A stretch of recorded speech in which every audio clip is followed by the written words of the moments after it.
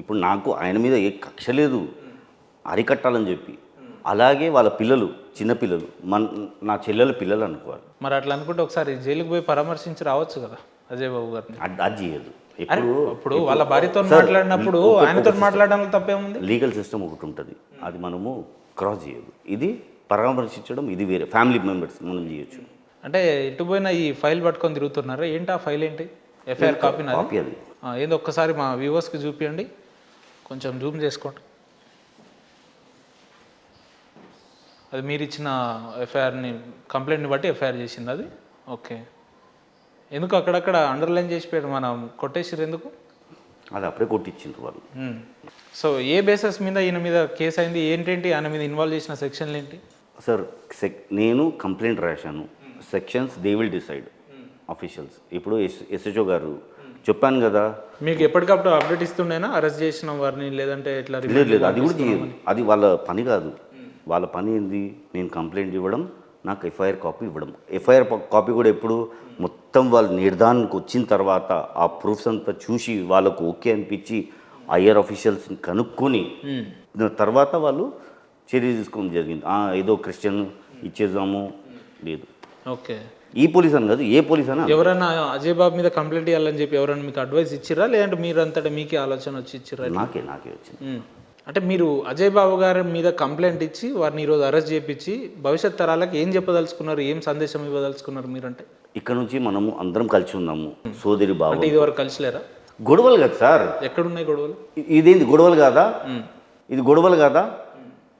ఇప్పుడు విగ్రహాలు పళ్ళగొడతా అంటే ఊరుకుంటారా? ఇప్పుడు మీకు సంబంధించి ఏదైనా చెడు జరుగుతుంది అంటే, ఆయన మాట్లాడేది బైబిల్ ప్రకారంగా మాట్లాడుతున్నాడు. బైబిల్లో విగ్రహ ఆరాధన ఉండదు కాబట్టి పలకొడితే తప్పు లేదు అంటున్నాడు. మీరేమో బైబిల్ చదవకుండా మాట్లాడుతున్నారు. అందుకే కంప్లైంట్ ఇచ్చాను, అందుకే వాళ్ళు కంప్లైంట్ తీసుకున్నారు. కంప్లైంట్ ఎందుకు తీసుకున్నారు? ఇది డెరోగేటరీ కాబట్టే తీసుకున్నారు, అవునా కదా? ఇది డెరోగేటరీ కాబట్టే వాళ్ళు కంప్లైంట్ తీసుకున్నారు. యేసుక్రీస్తు అనే వ్యక్తి అతనికి ఒక ఆకారం ఉంటుందా? ఆ దేవుడికి ఒక ఆకారం ఉంటుందా, లేదంటే ఇలానే ఉంటాడు అని చెప్పి ఏదైనా ఒక ఆకారం ఉంటుందా? ఇప్పుడు మనం చర్చిలలో చూసే విగ్రహాలన్నీ కూడా యేసుక్రీస్తు అని అనుకోవచ్చా మనం? ఒక ప్రతిరూపం, ఏదో ఒక రూపం కావాలి కదా, అదే రూపం. కానీ ఇప్పుడు చర్చిలో ఉండే రూపమే దేవుడి రూపం అని అంటే మీరు యాక్సెప్ట్ చేస్తారా అంటున్నారు? సార్ ఇప్పుడు అదొక సింబాలిక్. ఆ సింబాలిక్ దగ్గర పోయి మనము ఇప్పుడు చర్చ్కి ఎందుకు వెళ్తాము, మనము గుడికి ఎందుకు వెళ్తాము? బస్ అంతే, అది కూడా ఒక మనశ్శాంతి. చూస్తే మనకు ఒక శాంతి కలుగుతుంది. విగ్రహాలు చూస్తే మనకు రాయి కాదు, ఇదే పాస్టర్లు కొన్ని రాళ్ళలో కూడా పవర్ ఉంటుంది, ఇదే పాస్టర్లు ఏమంటారు, కొన్ని రాళ్ళలో కూడా పవర్ ఉంటుంది. ఇప్పుడు చూసి ఒక చిన్న ఉదాహరణ చెప్తా. ఇప్పుడు రాయి అన్నారు, రాయిని పలగొడతా అన్నారు, ఎఫెక్ట్ ఉందా లేదా? సార్ ప్రతిదీ మనము చులకనగా తీసుకోవద్దు. ప్రతిదీ ఇది రాయి, ఇది పూజలు పనికిరాదు కాదు. ప్రతిదీ మనము హృదయంతో చూడాలి. లేదు నేను ఇది ఇలాగే ఆలోచిస్తా అంటే మళ్ళీ బురదలో పడతావు. పోనీ నువ్వు పడు, ఇతరులను తీసుకుని పడకు. నువ్వు ఏదైనా రావు, కానీ ఇతరులను ఇన్స్టికేట్ చేయొద్దు. ఇప్పుడు పాస్టర్ అజయ్ బాబు చేసింది అదే అంటారా? అదే కదండి. ఇప్పుడు ఆయన ఫాలోవర్స్ని అందరిని ఏం చేశాడు, ఇది తప్పు అని చెప్పి తప్పుడు మార్గంలో తీసుకుని వెళ్తున్నాడు. ఇప్పుడు చేయమని చెప్పండి, అందరూ ఇలాంటి వ్యాఖ్యలు చేయమని చెప్పండి, చేస్తారా? పాస్టర్లు చేయరు. ఎవరు? ఇదే ప్రశ్న నేను అడిగితే బైబిల్లో విగ్రహారాధన లేదు, అసలు యేసుక్రీస్తు అనే వ్యక్తికి ఒక ఆకారమే లేదు, ఆయనను ఆ సిలువ దగ్గర చనిపోయే ముందు అక్కడ ఉన్న వ్యక్తి ఆ క్లాత్ తీసుకొని ఆయన ముఖం మీద రక్తపు ముద్దలతో ఇలా చేస్తే అదే ఆకారంగా భావిస్తారు తప్ప పర్టికులర్గా ఏం ఆకారం లేదు అని అన్నారు. అలాంటప్పుడు అటువంటి విగ్రహాన్ని వలకొడితే మీకు వచ్చే ఇబ్బంది? నేను ఏదైనా విగ్రహాన్ని ఇది చేసుకుంటా, నీకెందుకు? నేను ఏ విగ్రహాన్ని పూజిస్తా అంటే దానికి ఒక రూల్స్ అండ్ రెగ్యులేషన్, పర్టికులర్ సంస్కృతి సాంప్రదాయం ఏమో అవసరం లేదంటారు. ఇప్పుడు ఏం చేస్తారు తెలుసా, మన దైవభక్తులు ఏం చేస్తున్నారు, దైవజనులు అంటే క్రిస్టియానిటీ మన చర్చి ముందుకెళ్ళి యాటలు కోస్తున్నారు, కోళ్ళు కోస్తున్నారు, కొబ్బరికాయలు కొడుతున్నారు, లేదంటే బోనం ఎత్తుతున్నారు. ఇదేనా దేవుణ్ణి కొలిచే ఒక విధానం? ఇదేనా క్రిస్టియానిటీలో? ఇదే అంటారా? తప్పు కాదు. ఇప్పుడు వాళ్ళ ఇష్టము సార్. ఇప్పుడు ఆ మనిషి ఇలా చేస్తాడు, ఆయన ఇష్టం. హిందుత్వంలో గాయత్రి మంత్రం ఉంటుంది, పొద్దున్నే చదువుతారు, లేదంటే వెంకటేశ్వర శ్రీనివాస గోవింద అని చదువుతాం. కొత్తగా ఒక పాట వచ్చింది, ఏసయ్య గోవింద ఇది విచిత్రంగా ఉంది, మాకు కూడా విచిత్రంగా ఉంది, మాకు కూడా విచిత్రంగా ఉందండి. ఇదంతా ఎందుకు చేస్తున్నారు? పిచ్చి పిచ్చి పనులు, పిచ్చి పిచ్చి పనులు ఇవి, అసలు అవసరం లేదు. ఈ పిచ్చి అమీర్పేట దగ్గర ఎల్లమ్మ తల్లి టెంపుల్ ఉంటుంది, తెలుసు కదా మీకు? అవును, అక్కడ యాటలకు వస్తారు, మొక్కులు చెల్లిస్తారు, టెంపుల్ కాబట్టి చేస్తారు, వస్తుంది పూనకాలు వస్తుంది, దేవుడు వస్తాడని చెప్తారు. అరే క్రిస్టియానిటీలో కూడా అదే రకమైన సంస్కృతిని పాటిస్తున్నారు అంటే మీకంటూ ఒక స్పెసిఫిక్ పద్ధతులు లేవన్నట్ట, మా హిందువులని కాపీ చేస్తున్నారు అన్నట్ట, ఎట్లా అంటారు? ఇప్పుడు ఇండియన్ కల్చర్ ఫాలో అవుతాము, భారత సంస్కృతి ఏదైతే ఉందో, మీరు ఇండియన్ కల్చర్ ని ఫాలో అయితే బైబిల్ కల్చర్ ఎవరు ఫాలో కావాలి? బైబిల్ కల్చర్ లో ఉందా ఇట్లా ఫాలో కావాలి? సార్ నేను కొట్టాలని చెప్పి యాటం కోయాలని చెప్పి ఉంటుందా బైబిల్ కల్చర్? సార్ మేము కూడా ఇప్పుడు పుట్టిన మనిషి మీకు ఎలా సంస్కృతి ఉందో మాకు కూడా సేమ్ అలాగే ఉంది. చనిపోయే వరకు మీరు కాలుస్తారు, మేము పుడుస్తాము, అక్కడే తేడా. మిగతా అంతా ఈవెన్ పెళ్ళిళ్ళలో కూడా అది పసుపులు పెడతాము, ఇండియన్ కల్చర్ కదా. అది చీరలు కడతాము, ఇండియన్ కల్చర్ కదా. కాళ్ళకు మెట్లు వేసుకుంటారు, ఇండియన్ కల్చర్ కదా. మళ్ళీ డైరెక్ట్ హిందువులని చెప్పుకొని తిరగవచ్చు కదా, మళ్ళీ క్రిస్టియన్ ఎందుకు, మళ్ళీ ఇంకో పేర్లు ఎందుకు? దాన్నే ఇండియన్ కల్చర్ ఫాలో అవుతాము అంటారు. హిందూ కాదు, ఇండియన్ కల్చర్ చాలాది. దేవునే ఇండియన్ కల్చర్లో మార్చారు మీరు. ఇప్పుడు దేవుని ఇండియన్ కల్చర్గా మార్చలేదు, ఇండియన్ కల్చర్ని మేము ఇక్కడ ఉన్నాం కాబట్టి ఈ ఇండియన్ కల్చర్ని మేము మర్యాద ఇవ్వాల్సిందే. ఇక్కడ ఉన్న సంస్కృతిని మీకు చిన్న ఉదాహరణ నడుపుతాను. మీరే ఉన్నారు, మీరు ఏ మతమో తెలియదు, పక్కకు పెడతాం, జీరో అనుకోండి, న్యూట్రల్ బంగ్లాదేశ్ పోయింటారు, ఆ మతానికి వ్యతిరేకంగా నిలబడతారా మీరు? వ్యతిరేకమే ఉంటే వాళ్ళలో కలిసిపోతాం. అదే నేను చేస్తున్నాను, అదే మేము చేస్తున్నాము. ఇక్కడ ఉన్న కల్చర్ని మేము ఫాలో అవుతున్నాము. అగౌరవపరచం కూడా మాకు ఆ హక్కులు లేదు. ఈ మతమే కాదు, ఏ మతానికి వ్యతిరేకంగా నిలబడము.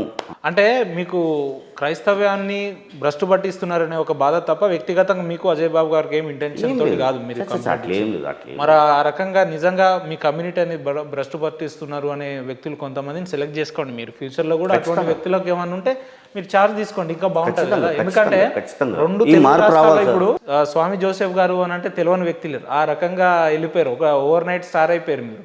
ఏది మన ప్రయాగ్రాజ్లో పూసలు అమ్ముకునే వ్యక్తి ఏ రకంగా అయిందో ఆ రకంగా అయ్యారు. సరే, మీరు ఆయన అరెస్ట్ చేయించిరా, కేసు పెట్టిరా, ఇవన్నీ తర్వాత సంగతి. ఎందుకు పెట్టాల్సి వచ్చిందని అయితే మీ మీద అయితే చాలా ప్రశ్నలు, చాలా క్వశ్చన్స్ రేజ్ అవుతాయి. జవాబు రెడీగా ఉన్నా, లెట్ దెమ్ కమ్. ఈవెన్ మాట్లాడుతున్నారు ఏదో పాస్టర్స్ అసోసియేషన్ మీటింగ్ గురించి వస్తా అని చెప్పినాను. లేదు, మా అజయ్ బాబు గారి మీద ఎట్లా కంప్లైంట్ ఇచ్చినారు మీరే అని చెప్పి ఇప్పుడు ఇంటర్వ్యూ బయటికి పోతే చాలా వైరల్ అవుతుంది. దాని తర్వాత జరిగే పరిణామాలను మీరు తట్టుకోవడానికి సిద్ధంగా ఉన్నారా? వారి అభిమానులు కావచ్చు, క్రిస్టియానిటీలో వారిని అభిమానించే వ్యక్తులు ఏదన్నా మీ మీద ఏదన్నా చేస్తే? సార్ ఒకటి, మనము ఫ్యూచర్ అనేది ఇప్పుడు ఆ వార్నింగ్లు అదంతా వద్దు. ఓకే, వార్నింగ్లు అనేది వద్దు. ఇప్పుడు నేను శాంతియుతంగా మాట్లాడుతున్నా, వాళ్ళు కూడా శాంతియుతంగానే మాట్లాడతారు. ఇప్పుడు మీరు ఎందుకు పరిణామాలు అంటే వాళ్ళు ఒకవేళ ఎక్స్ట్రీమ్ అయ్యారు అనుకోండి, దానికి ఎందుకు అవుతారు? అరే మీరే అంటున్నారు కదా వీళ్ళు ఎక్స్ట్రీమ్ అవుతున్నారు అంత, అందుకే ఆగుతారు. ఆపాల్సిన బాధ్యత కాబట్టి ఆపే ప్రయత్నం చేశాను. వాళ్ళు ఆగిపోవాలి, ఇకపై ఇంకో నెగిటివిటీ పెరగొద్దు అని చెప్పి ఒక చిన్న ప్రయత్నం. మళ్ళా ఒకవేళ ఇదే నా స్థానంలో ఇక్కడ నా స్థానంలో అజయ్ బాబు అనే వ్యక్తి కూర్చొని ఉంటే ఆ వ్యక్తికి ఏం చెప్పదలుచుకున్నారు మీరు?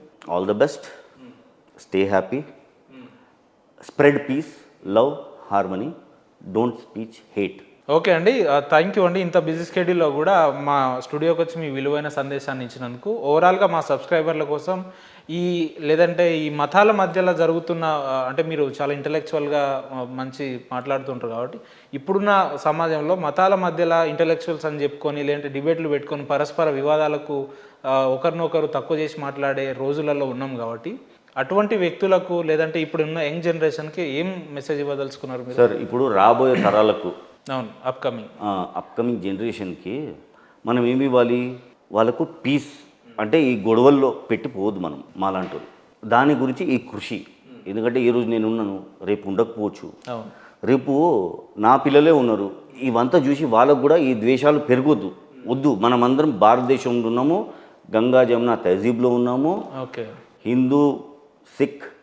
హిందూ క్రిస్టియన్, సిక్, ఇసాయి ఆపస్ మే బాయ్ బాయ్ హర్ వक्त भाई भाई रहना हो. చాలా అద్భుతంగా చెప్పారు.